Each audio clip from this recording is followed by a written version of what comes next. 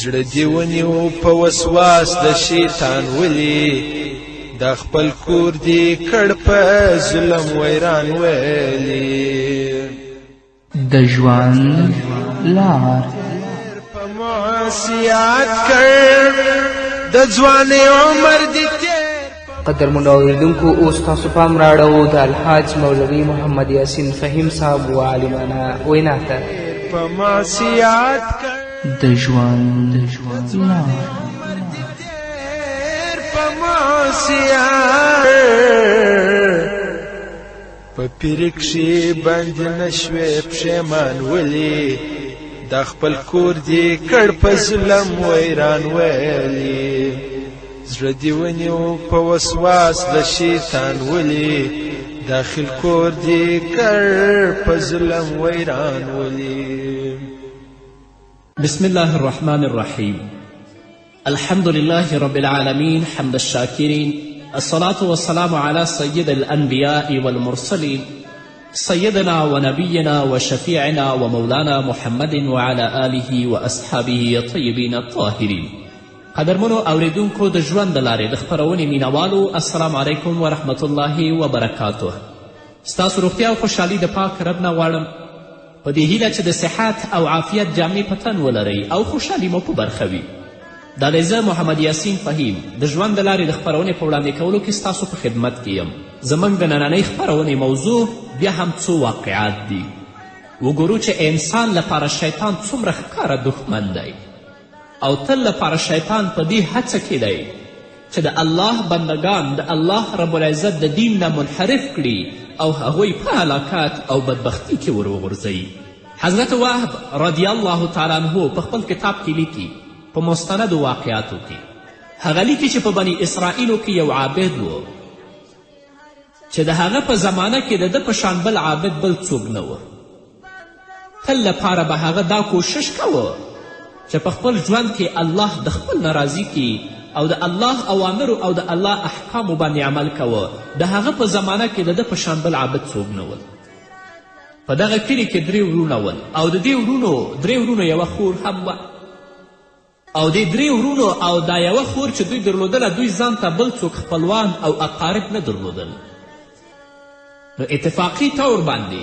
دا 3 ورونه یو ورځ لاړل جهاد ته خو په دې سوچ کې ول چې موږ به دا خپله خور چاته پرېږدو چې د دې سرپرستی به څوک کوي بالاخره دې 3 ورونو ته د دې عابد نه او د دې عبادت ګزار نه بل څوک په سترګو کې ورته رانغلل نو په خپلو کې کښېناستل چې د دې عابد نه بل اعتمادي انسان خو زموږ لپاره نشته دی دا خپل خور به دې سره پرېږدو او موږ به لاړ شو د الله رب العزت په لاره کې به جهاد کوو نو دا 3 واړه ورونه راغلل عابد ته د عابد او د عبادت ګزار انکار وکړه چې هیڅکله زه دا کار نشم کولی ستاسو خور زه نشم ساتلی بالاخره د 3 ورونو د عابد په دې باندې مجبوره کړه چې د دوی خور به د عابد ساتي نو د عابد او عبادت ګزار دا جنۍ په جدا کور کې هلته استوګنه کړه او د هغه لپاره خوراک او څښاک هلته ورستوه او هر څه به یې ورته په دروازه کې ایښودل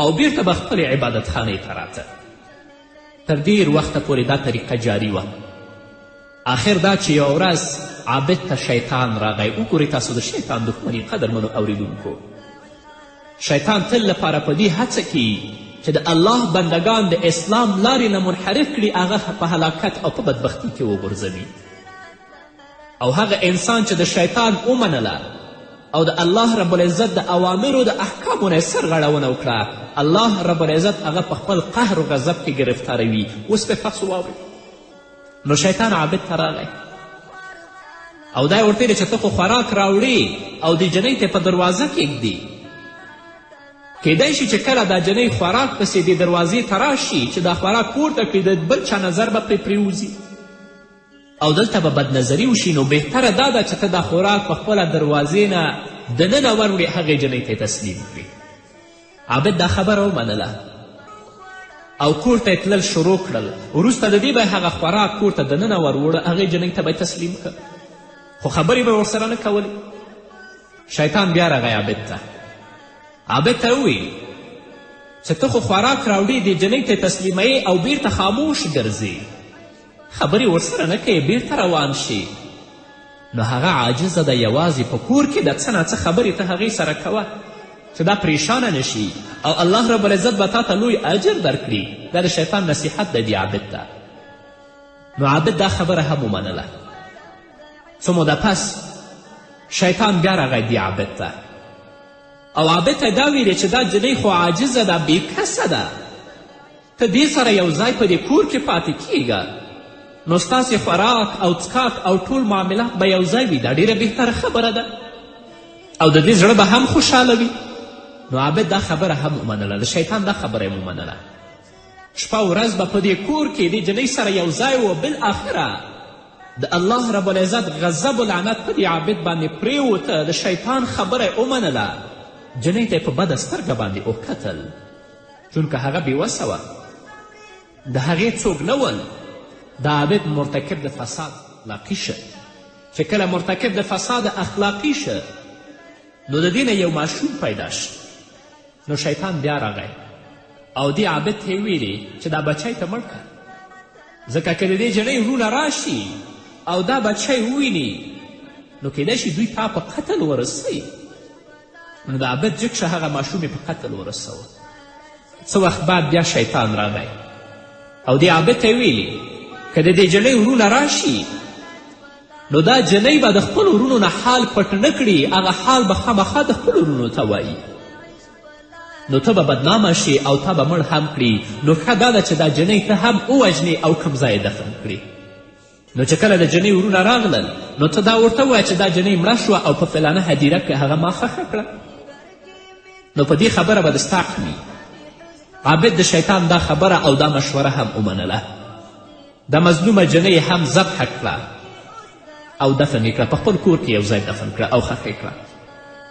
څه وخت وروسته چې د دې جنۍ وروڼه راغلل، د عابد کور ته راغله چې د خپلې خور د حال او احوال پوښتنه وکړي. عابد چې کله د دې وروڼه ولیدل نو عابد په ژړا شو او دا یې ورته ویلې چې هغه خو ډېره نیکه جنۍ وه، خو هغه وفات شوې ده او په فلانکي ځای کې ما هغه دفن کړې ده. او دې عابد ډېر د غم او د درد اظهار وکړه د وروڼو په مخه کې. کم قبر چې ورته ښودلی و نو د دې وروڼه لاړل هلته په هغه قبر باندې د خپل خور ته یې دعاګانې هم وکړې.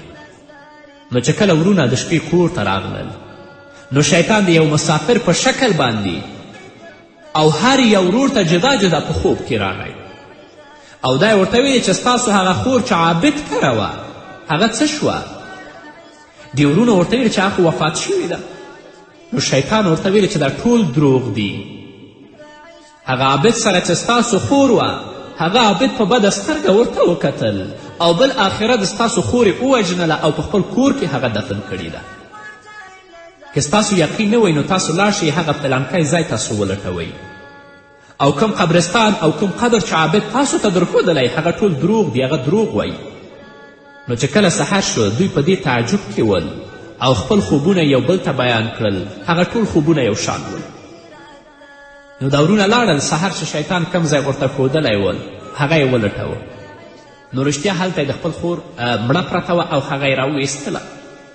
چې کله عابد ته راغلل، عابد په دې خبره باندې او په خپله ګناه باندې اقرار وکړه، نو دا عابد یې هغه حاکم د وخته او قاضي ته حواله که هغه ته یې وسپاره. نو فیصله په دې باندې وشوه چې عابد باید قتل کړی شي او سولی شي، په دار باندې وخیزولی شي.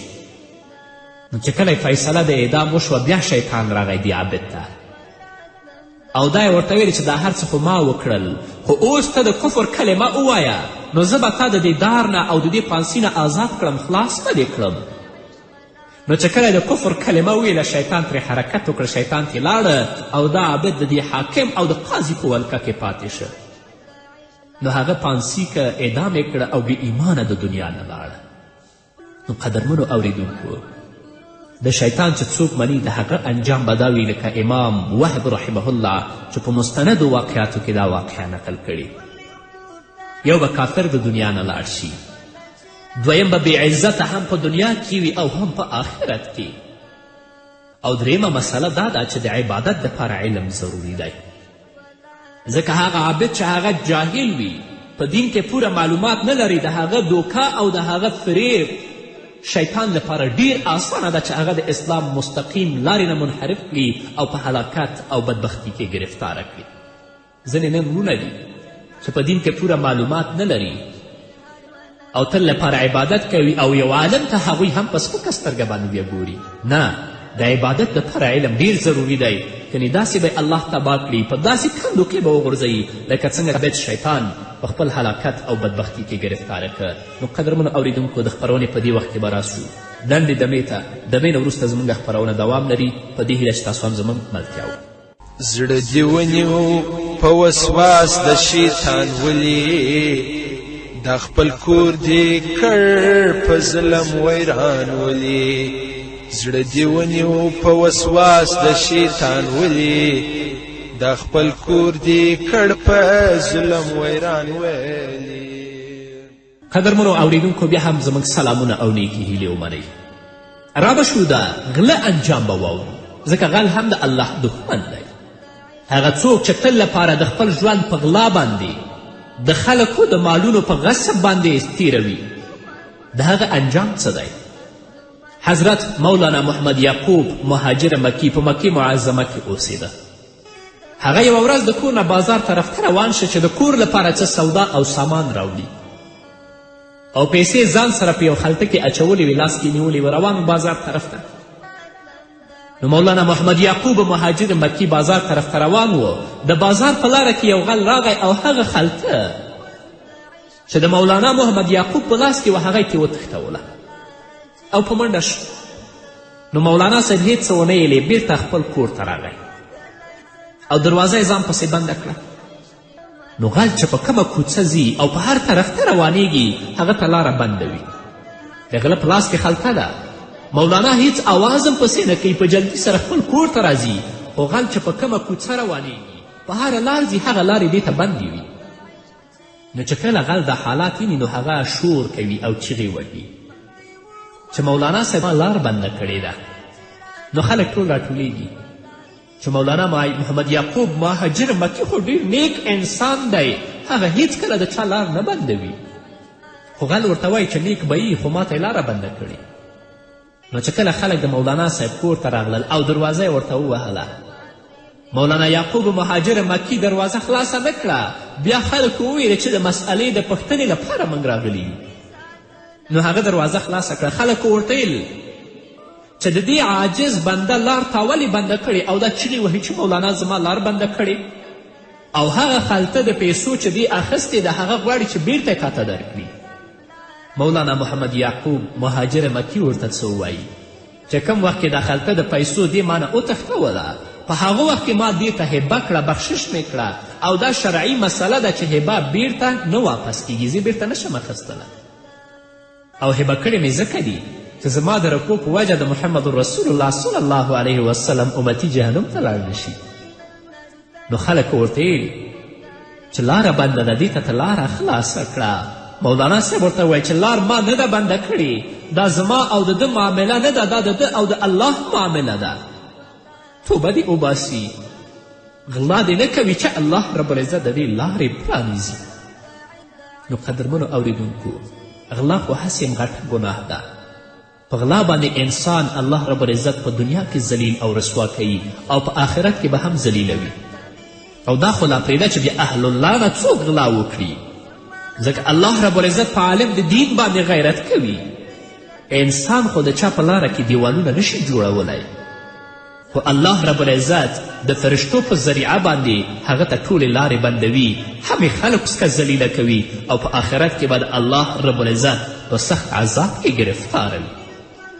بله واقعه د بدنظري، څوک چې په بده سترګه باندې څوک چاته ګوري. علامه ابن قیم جوزي رحمه الله په خپل کتاب ضم الهوا کې لیکلي دي چې ابو عمر بن علوان د څه ضرورت لپاره بازار ته لاړه.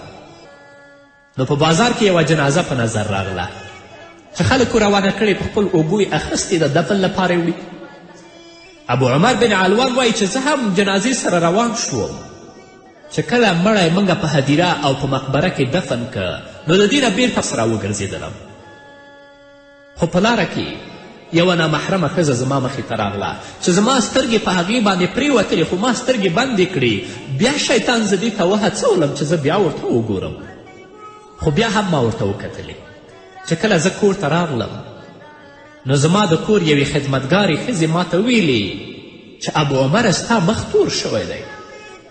نو چې ما په شیشه کې کتل نو زما مخ په رښتیا باندې تور شوی و او ډیر بد شکله شوی و چې زما رنګ ته او زما مخ ته نه کتل کېدل. خو ما سوچ او فکر کوه چې دا ولې. په آخر کې هغه بدنظري ما ته رایاده شوه چې هغې ښځې ته ما په بد نظر باندې کتلي ول. نو زه په خلوت کې په بیله کوټه کې کېناستم او د الله رب العزت نه 40 شپې ما معافي غوښتله او بالاخره د خپل استاز جنید بغدادي ته روانیږي. چې کله د هغه دروازه ډبوي نو د تصوف علما دا لیکي چې هغه ته د کشف په ذریعه دا معلومه شوې وه چې ابو عمر د څه لپاره راغلی دی. نو جنید بغدادي هغه ته دا آواز کوي چې ګناه په بل ځای کې او د معافي دپاره وسیله په بغداد کې. نن ورځ خلک په بدبختیو باندې، په مصیبت باندې، په بدنظریو باندې اخته دي خو د خپل انجام نه خبر نه دي چې الله رب العزت به ما سره څه معامله کوي. نن ورځ زموږ په چهرو کې، زموږ په مخونو کې نورانیت نشته، زموږ په مخونو کې ښکلا نشته. دا څه لپاره چې موږ د خپل سترګو، د خپلو غوږونو، د خپلو ژبو حفاظت نه کوو. که هر څومره ظاهري سینګار وکړو بیا به هم موږ بد ښکارېږو. بلکې ذاتي ښایست هغه دی چې انسان د الله رب العزت په عبادت باندې، انسان د الله رب العزت په طاعت باندې د خپل ځان ښایسته کړي. همدارنګه علامه ابن قیم جوزی په خپل کتاب کې ضم الهوا کې بله واقعه نقل کوي چې یو مازن و په بغداد کې او ډیر صالح او نیک انسان و چې د هغه نوم هم صالح و او 40 کاله هغه آذان کړی و. د څه کار لپاره یو ورځ منارې ته خیجي او د هغه جومات تر څنګ د عیسویانو کورونه ول. په هغې کې په یوې جنۍ باندې د دې سترګې پرېوځي او په بد نظر باندې هغه ته ګوري. نو د اذان نه وروسته ورځي د هغې جنۍ د کور دروازه ډبوي. هغه جنۍ ورته آواز کوي چې ته څوک یې؟ دا ورته چې زه صالح مؤذن یم. چې کله هغه ورته دروازه خلاصوي نو دا لاس ورچوي او هغه عیسوي جنۍ ورته چې تاسو خو مسلمانان یاست، تاسو خو ډیر دینداره یاست، نو دا خیانت تاسو څنګه کوئ؟ خو مازن د خپل حالت ورته بیان که او د اخلاقي فساد غوښتنه ترې کوي. هغه جنۍ ورته وایي چې هیڅ کله ته ماته لاس نشي راوړی تر څو چې ته خپل دین پرې نږدې. مازن بدبخته چې د الله په غضب کې گرفتاره دی هغه دا وایي چې زه د مسلماني نه بیزاره یم. ګوره د دوکو او د شیطان د وینا قبلول دي. خو هغه جنۍ دا ورته وایي چې بیا هم زه ستا خبره نه منم، دا خو تا د خپل مقصد لپاره ویلی دي. کیدای شي چې اسلام ته بیرته واپس شي. زما څو شرایط دي، اول به ته د خنزیر غوښه خورې، دویم به شراب څکې. علامه ابن قیم جوزی په ضم الهوا کې لیکي چې دا د خنزیر غوښه هم خوري او شراب هم څکي. خو جنۍ د دې نه فرار کوي او تښتي او جنۍ دا ورته وایي چې ته بام ته وخیجه تر څو زما پلار راشي کور ته او زما او ستا ترمنځ نکاح وتړي چې په شرعي طریقه باندې ما او تا خاوند او ښځه شو. چې کله د کور بام ته خیجي نو چونکه دې شراب څکلي و، نشه کې و، په ځان نه پوهېده، په بان باندې ګرځېده را ګرځېدو، آخر ښکته را ګرځېږي او د دنیا نه سترګې پټوي. نو مسلمانانو ورونو دا ډېر د عبرت اخیستلو مقام دی. د دې دنیا د مسلمانانو نظام اول د شیطان د فتنې نه خراب دی چې شیطان تل لپاره په دې هڅه کې دی چې د مسلمان نظام، د مسلمان دیانت څنګه خراب کړي او دا په هلاکت او په بدبختي کې وغورځوي. دویم د ښځو د فتنې نه، ځکه محمد رسول الله صلی الله علیه وسلم فرمایي چې الله رب العزت بني اسرائیل د دې فتنو د وجې نه تباه کړل. نو الله رب العزت دې موږ ته توفیق راکړي چې د شیطان د جال نه هم ځان خلاص کړو او هغه ښځې چې تاسو غواړي په فساد او په منکراتو کې اخته کړي د هغه د جال نه هم ځان خلاص کړو، بلکې تل لپاره دا کوشش وکړو چې په خپل ژوند کې موږ او تاسو الله د خپل ځان نه څنګه راضي کړو او د الله په وحدانیت باندې، د محمد رسول الله صلی الله علیه وسلم په حقانیت باندې چې اقرار کړی په دې باندې مستقیم پاتې شو چې د خپل پښې موږ او تاسو ونه ښویو. د دنیا په مادیاتو د دنیا په لذاتو او په نعمتونو باندې دوکه نه شو چې خدای مکړه د دې مستقیمې لارې نه منحرف شو او د الله رب العزت په غضب او په لعنت کې ګرفتار نه شو لکه څنګه چې واقعات تاسو واورېدل. نو الله رب العزت دې موږ ته د نیکو اعمالو توفیق راکړي چې کله د نیکو اعمالو توفیق راکړي الله دې موږ ته ثبات او استقامت نصیب کړي تر څو چې په خپل ژوند کې الله رب العزت د راضي کړو د خپل ځان نه او په آخرت کې سرلوړي الله ته ولاړ اوسو په دې هیله. قدرمنو اوریدونکو دا به زموږ نننۍ خپرونه چې ستاسو درانه حضور ته وړاندې کړه. تر بلې خپرونې پورې چې زه بیا هم ستاسو درانه حضور ته راځم تاسو ټول په پاک رب سپارم. پاتې ژوند او پاتې ورځم نیکمرغه. الله مو مل شه. دا جهان د محنت سرای دی ژړا بویم دا جهان د محنت سرای دی ژړا بویم دا جهان د محنت سرای دی ژړا بویم دا جهان د محنت سرای دی ژړا بویم شپه او ورځ بې غمه ګرځې خندان ولي دا خپل کور دې کړ په ظلم ویران ویلي شپه او ورځ بې غمه ګرځې خندان ولي دا خپل کور دې کړ په ظلم ویران ویلي خوار وجود دې عبادت لره پیدا شو خوار وجود دی عبادت لره پیدا شو خوار وجود دی عبادت لره پیدا شو خوار وجود دی عبادت لره پیدا شو الوده دی کړ تمام په عصیان ولی دا خپل کور دی کړ په ظلم ویران ولی زړه دی ونیو په وسواس د شیطان ولی دا خپل کور دی کړ په ظلم ویران ویلی چې نزاد نه راحله تنها سفر کړي چې نزاد نه راحله تنها سفر کړي چې نزاد نه راحله تنها سفر کړي چې نزاد لراحله تنها سفر کړي پیر محمد غریب بنوي حیران ولی دا خپل کور دی کړ په ظلم ویران ویلی زړه دی ونیو په وسواس د شیطان ولی دا خپل کور دی کړ په ظلم ویران